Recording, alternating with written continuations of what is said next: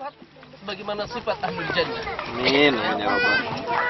Yang pertama, ya, sifat yang pertama yang mungkin kita ingatkan semua, ya, dari sifat ahlul jannah, ya, sebagaimana dijelaskan oleh Allah Subhanahu wa taala dalam surah An-Nahl, ya, Allah Subhanahu wa taala berfirman, "Man 'amila salihan min dzakarin aw unsayyiba wa lanajziyannahum ajrahum bi ahsani ma kanu ya'malun."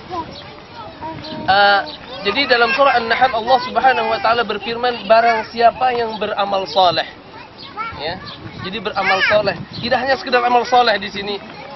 Man 'amila salihan min dzakarin aw unsa, dari laki ataupun perempuan, ya. Barang siapa yang beramal saleh, laki-laki ataupun perempuan, wa huwa mu'min, syaratnya, dan dia beriman kepada Allah Subhanahu wa taala, benar-benar yakin kepada Allah Subhanahu wa taala, benar-benar dia menggantungkan hidupnya ini, ya, sebagaimana dalam doa iftitah kita, inna salati wa nusuki wa mahya lillahi rabbil alamin. Jadi kehidupan kita ini semua kita serahkan kepada Allah Subhanahu wa taala. Jadi ini konsekuensi iman, ya. Jadi konsekuensi iman itu kita menyerahkan hidup dan mati kita itu semua lillahi ta'ala, ya.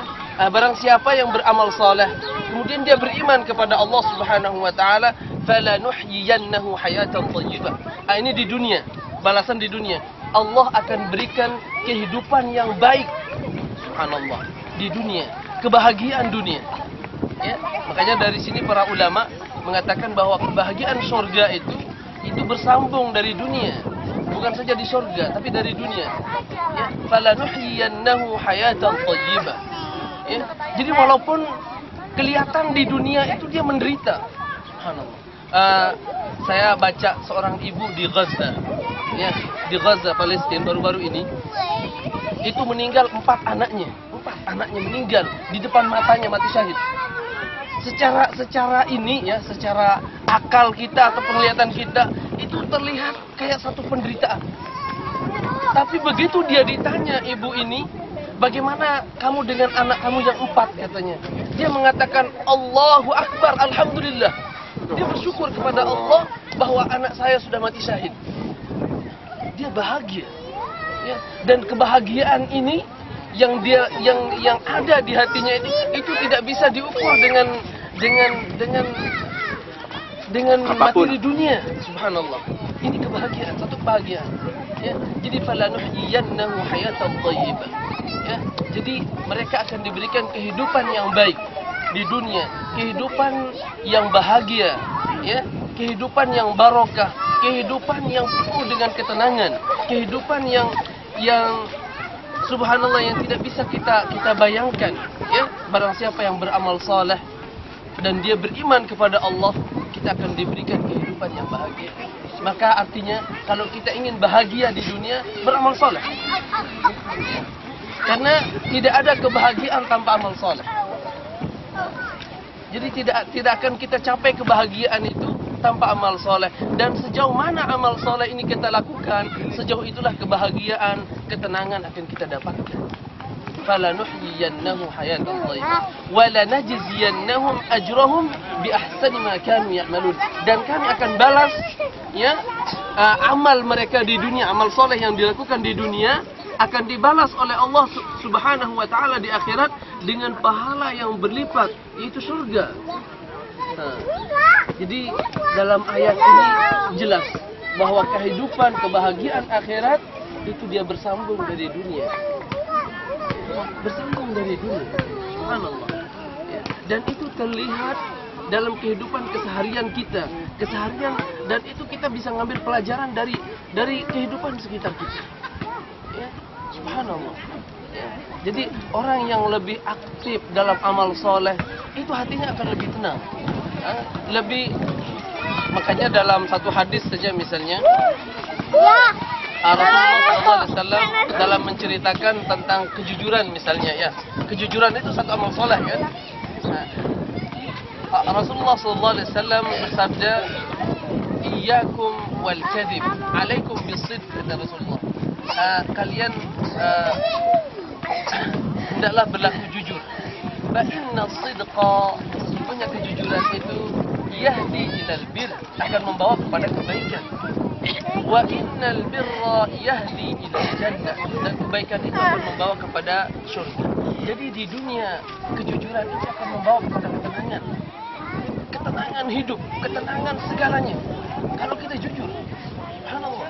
Makanya Khalifah Umar bin Khattab, ya sewaktu dia menjabat sebagai khalifah, jadi istananya itu di atas rumput. Istananya di atas rumput. Jadi dia biasa. Kemudian dia tidak punya pengawal, tidak punya aparat, tidak punya tentara yang mengawal dia ke sana kemari. Tidak. Kemudian dia ditanya, ya, jadi ada seorang berkata kepadanya, ya Amirul Mukminin, ya, hai Amirul Mukminin, adil, kamu sudah berlaku adil. Fa'aminta, maka kamu aman, ya. Fanimta, maka kamu kapan saja bisa tidur. Jadi karena kamu aman, kamu adil, kamu aman, tidak ada yang mengganggu, karena kamu jujur, kamu aman, ya. Jadi jujur kepada rakyat, jujur kepada masyarakat, jujur kepada orang lain, jadi terasa aman kamu. Fanimta katanya, maka kamu cepat tidurnya, tenang. Ya. Kenapa? Karena kejujurannya, karena keadilannya. Tapi begitu kita berbohong, ya, sebagaimana dalam hadis iyyakum wal kadzib, kata Rasulullah, jauhilah yang namanya kebohongan. Fa innal kadziba yahdi ilal fujur, sesungguhnya kebohongan itu akan membawa kepada kehancuran, kejelekan, dan kejelekan itu akan membawa kepada neraka. Wa innal fujur yahdi ilan nar, ya, dan kejelekan itu akan membawa kita kepada neraka, wal iyad billah. Jangan kegelisahan, ya, ini susah. Makanya presiden yang enggak adil, ya, yang enggak adil, coba aja lihat. Jadi berapa ratus juta ya dia keluarkan untuk menjaga keamanannya, menjaga keamanan. Jadi orang yang suka berbohong, yang suka mengkhianati, yang suka menzalimi, yang tidak jujur, ya, itu biasanya kehidupannya selalu gelisah. Jadi inilah ya gambaran, salah satu gambaran bahwa amal soleh itu, ya, itu baru saja jujur kita lakukan, itu akan membawa kebahagiaan dalam diri kita. Bagaimana kalau kita, ya, melakukan amal soleh yang lain? Baru kita jujur kepada orang lain sudah tenang, kan? Bagaimana dengan amal soleh yang lain? Subhanallah. Kita jujur kepada Allah, jujur kepada diri sendiri, jujur kepada orang lain, ya. Jadi itu akan membawa kebahagiaan dari dunia dan akhirat. Yang kedua, dan sangat banyak ini, kita sebutkan 3 saja, ya. Jadi sifat ahlul jannah yang kedua adalah at-taqwa, ya. Jadi dia selalu bertakwa. Apa makna takwa? Definisi takwa itu ibu-ibu apa, ibu-ibu? Kita sering dengar beriman dan bertakwa. Apa pengertian daripada takwa? Sebagian ulama mengatakan, jadi menjauhi larangan Allah, melaksanakan perintahnya. Ada ungkapan yang sangat bagus tentang takwa. Jadi at-taqwa itu katanya, ya, seperti kita berjalan di jalan yang penuh duri, ya. Jadi kalau kita berjalan di jalan yang penuh duri, apa yang kita lakukan? Pak Budi, kita akan mempersiapkan dari sebelum berangkat, sudah mempersiapkan semua persiapan. Kemudian kita akan berjalan hati-hati. Jadi sifat ahlul jannah yang pertama adalah mereka itu beriman dan beramal soleh, ya. Kemudian yang kedua adalah apa? Takwa. Dia bertakwa. Kemudian yang ketiga, ini yang terakhir. Walaupun masih banyak sifat yang lain, insyaallah pada pertemuan berikutnya. Yang ketiga adalah istiqamah. Istiqamah.